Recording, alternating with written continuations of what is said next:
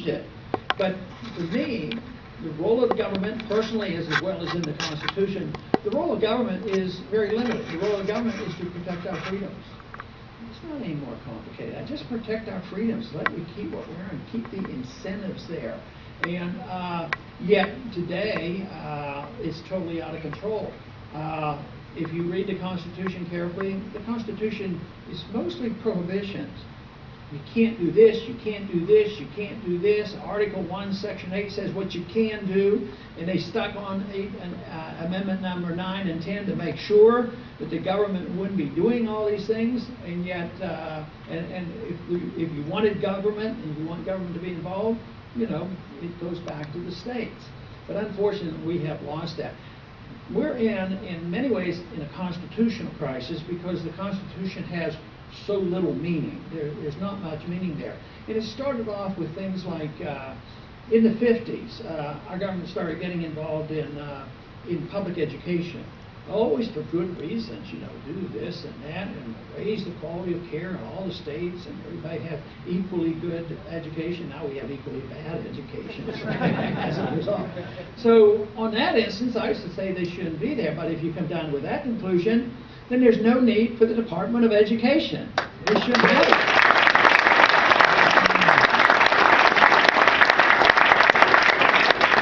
And we could save a couple of dollars there.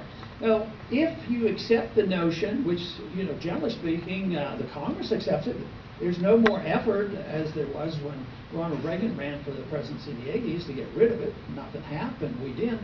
But if we are complacent, or if we accept that notion, then the big mistake is that it happened without amending the Constitution.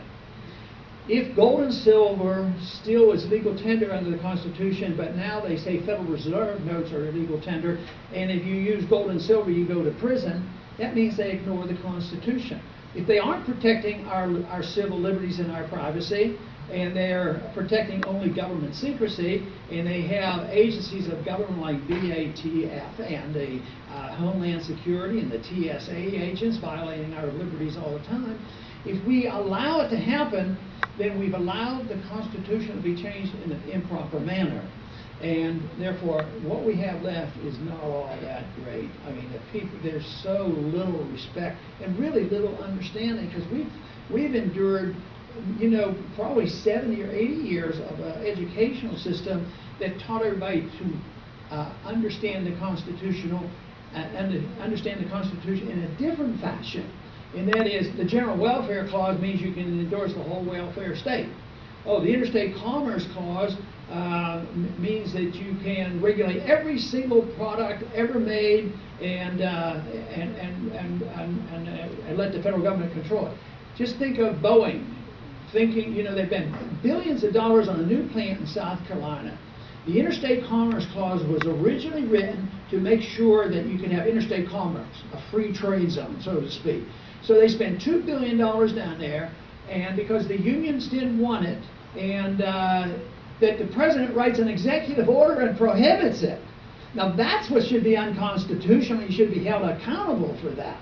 So it is respect for the Constitution that is so vital. Now, I think it was probably the greatest document written for our country and the people, but it was not perfect, and that's why the founders allowed us to amend it. But we're in a crisis now because we do way too much, even on foreign policy. There's no authority in there to say that we're supposed to be the policemen of the world, that we're supposed to be involved in entangling alliances. And you know, we're involved in too many entangling alliances. For instance, I would like to get out of the entangling alliance of the United Nations.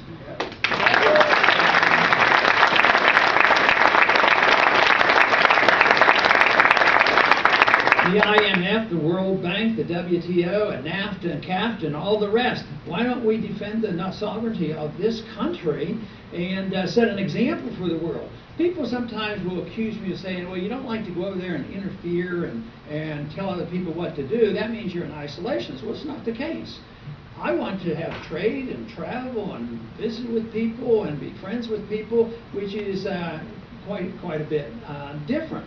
But if we accept this idea that the government should always be doing this and running things, let me tell you, we're not going to have much left. We're not going to have free trade. We're not going to have a productive economy. We're not going to have sound money. And it's basically the fact that we haven't followed the Constitution. So if you can agree that we got into this mess because we don't respect the rule of law, I'd like to make a simple suggestion. Why don't we have only people, not only in the Congress, but in the White House that truly believe and will enforce the Constitution?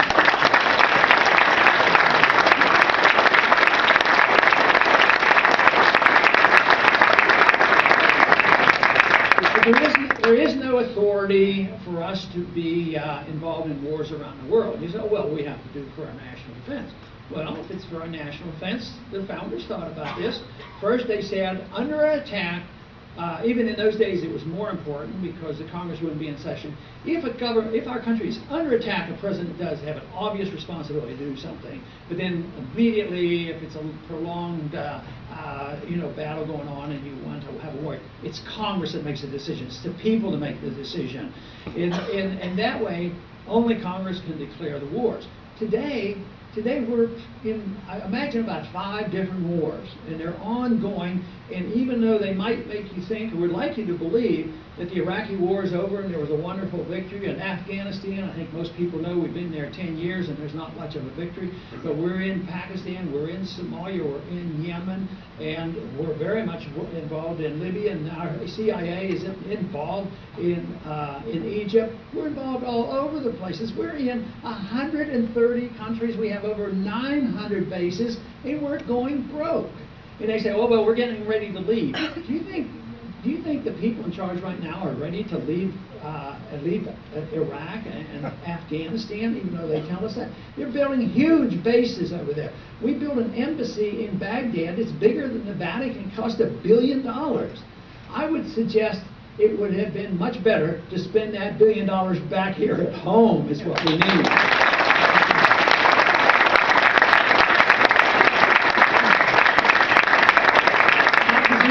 My position on foreign policy obviously has economic ramifications, and that is, if you don't fight wars that are undeclared, there's not very many wars are going to be fought if I'm president, I'll tell you what. And the president does have authority to move the troops. There's some things I'd be very, very cautious to make sure that Congress acts responsibly and put pressure on them to do it. But when it comes to troop movements, the president has the authority to move the troops. It's no declared war. So guess what I would do? I would bring the troops home. Yeah.